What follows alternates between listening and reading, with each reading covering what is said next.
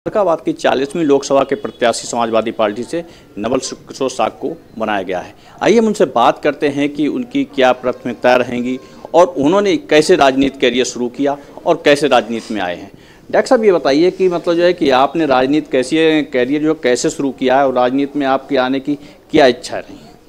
भारत समाचार को सबसे पहले तो मैं बहुत बहुत धन्यवाद दूंगा, जहां डॉक्टर नवल किशोर साग के पेशे से एक कैंसर सर्जन है। एक कैंसर सर्जन बाबा साहब भीमराव अंबेडकर जी के आशीर्वाद से बना, श्रद्धेय नेताजी माननीय मुलायम सिंह यादव जी के आशीर्वाद से बना, बाबा साहब भीमराव अंबेडकर जी के संविधान से उसे MBBS में आरक्षण का सहारा मिला और श्रद्धेय नेताजी माननीय मुलायम सिंह यादव जी के आशीर्वाद से उसको पढ़ने के लिए, जब उसके माँ बाप के पास इतना फीस नहीं था, फीस की व्यवस्था भी नहीं कर पा रहे थे, तो श्रद्धेय नेताजी ने उस समय जब मेरा MBBS में एडमिशन हुआ, इस प्रदेश में गरीबों के बच्चों के लिए 10 लाख तक एजुकेशन लोन की व्यवस्था थी।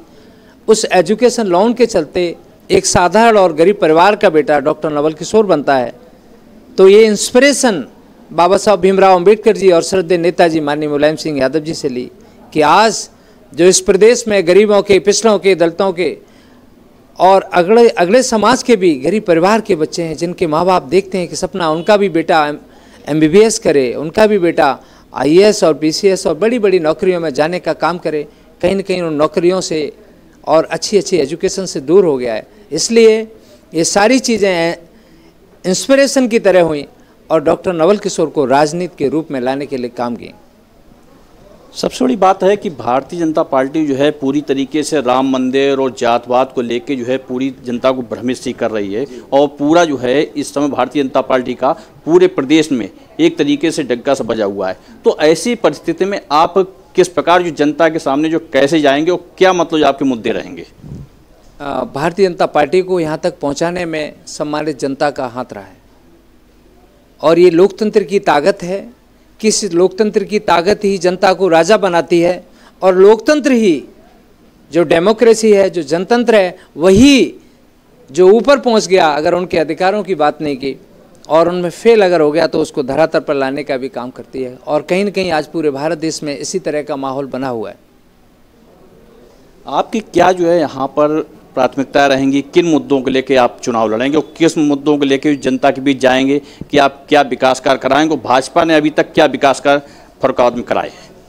विकास कार्य की अगर बात करूं तो पत्रकार बंधुओं, मेरे से ज़्यादा आप लोग जान सकते हैं कि कितना विकास फर्रुखाबाद में हुआ है। और फिर रही बात मुद्दों की, तो आज मुद्दे की बात बच्चों की शिक्षा का सबसे बड़ा मुद्दा है। माँ बेटियों की, बहन की जो अस्मिता का मुद्दा है वो सबसे बड़ा मुद्दा है। छोटे छोटे जो हमारे बच्चे हैं, आज शिक्षा बहुत महंगी कर दी है। जो नौजवान है उसको नौकरी नहीं मिल रही और जो किसान है, खासकर फर्रुखाबाद का किसान, जहां आलू का सबसे ज़्यादा प्रोडक्शन है, आज़ादी के इतने साल हो गए, इतने साल में फर्रुखाबाद में एक भी आलू की प्रोसेसिंग के लिए कोई भी बड़ी फैक्ट्री नहीं लगी और ना ही कोई बड़ी मेडिसिनल प्लांट लगे, मेडिसिनल फैक्ट्री लगने का काम हुआ। और रही बात फर्रुखाबाद के विकास की, तो गंगा एक्सप्रेस वे फर्रुखाबाद से निकल के जा रहा था।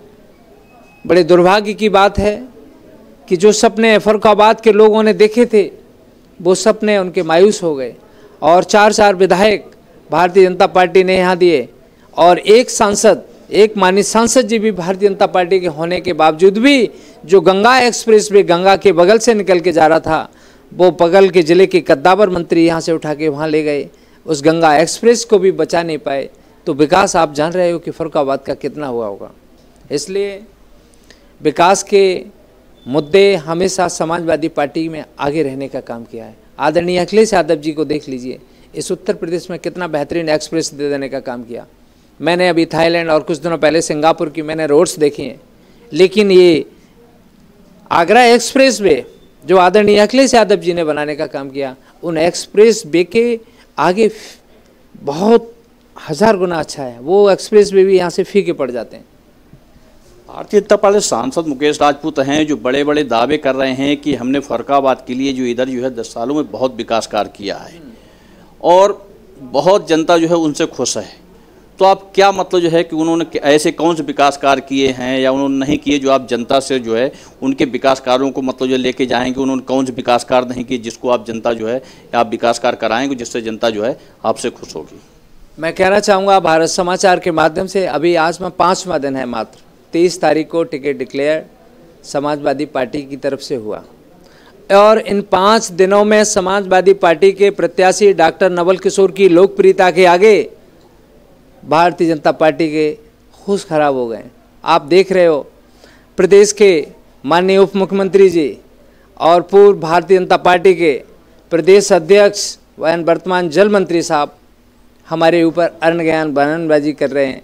तो कहीं न कहीं डॉक्टर नवल किशोर और समाजवादी पार्टी की लोकप्रियता को देखते हुए यहाँ फर्रुखाबाद में परिवर्तन होगा और मैं निश्चित रूप से कह सकता हूँ कि ये फर्रुखाबाद है वो समाजवादियों की धरती है और इसी धरती पर डॉक्टर राम मनोहर लोहिया जी ने समाजवाद की क्रांति की स्थापना की थी और वही दौर अब फिर से आदरणीय अखिलेश यादव जी के नेतृत्व में डॉक्टर नवल किशोर साह पूरा करने का काम करेगा। अगर आप जो है कि जनता ने आपको अगर चुनकर जो है संसद भवन पहुंचाया तो आप जो है कि किन मुद्दों को लेके जो है क्या आपके विकास कार्यों की प्राथमिकता रहेगी? हमने तो आपको अभी बताए थे ना, मुद्दा सबसे बड़ा फर्रुखाबाद के विकास में बच्चों की, गरीबों की शिक्षा का होगा। इसके अलावा किसानों की जो हमारी आलू का सबसे बड़ा प्रोडक्शन है उसकी पैदावार के साथ में यहाँ पर बड़ी बड़ी फैक्ट्रियों को स्थापित करने का होगा, मेडिसिनल फैक्ट्रियाँ यहाँ पर स्थापित करने का होगा। नहीं, जब सबसे बड़ा मुद्दा यहाँ पर जो है जो रोड है, यहाँ कोई लिंक रोड नहीं है, कोई मतलब कोई सुविधाएं नहीं है, लोग यहाँ पर आना नहीं चाहते हैं कोई भी यहाँ पर फैक्ट्री लगाने के लिए, तो इन चीज़ों को लेके कैसे आप जो मतलब उसको करेंगे? बेहतरीन आदरणीय राष्ट्रीय अखिलेश यादव जी की जो सोच है, आदरणीय राष्ट्रीय अध्यक्ष श्री अखिलेश यादव जी ने अपने एक्सप्रेस वे के पास में बड़ी बड़ी मंडियाँ बनाने का काम किया ताकि गाँव का किसान है वहाँ मंडी पे पहुँचे और जो व्यापारी है वो उस एक्सप्रेस वे के द्वारा बड़ी आसानी से उस जो किसानों की जो मूल्य की निधि है, जो किसानों का बीज है, किसानों की जो निधि है, उसका बड़ा से बड़ा पैसा देने का काम करे। फर्रुखाबाद में कोई भी कनेक्टिंग अच्छा रोड नहीं है। हम लोगों की प्राथमिकता होगी कि गंगा एक्सप्रेस वे जो निकल के जा रहा था अभी दूर चला गया, उससे कनेक्टिंग रोड बनाने का हम लोग समाजवादी साथी करने का काम करेंगे। ये थे हमारे साथ में समाजवादी पार्टी के प्रत्याशी नवल किशोर साकी जी, जिन्होंने बताया कि यहाँ पर शिक्षा, स्वास्थ्य व यहाँ की बदहाल व्यवस्था को लेकर अग्रसर रहेंगे। अगर वो जीतते हैं तो इन मुद्दों को लेकर वो प्राथमिकता से कार्य कराएंगे। फर्रुखाबाद से जितेंद्र दुबे, भारत समाचार।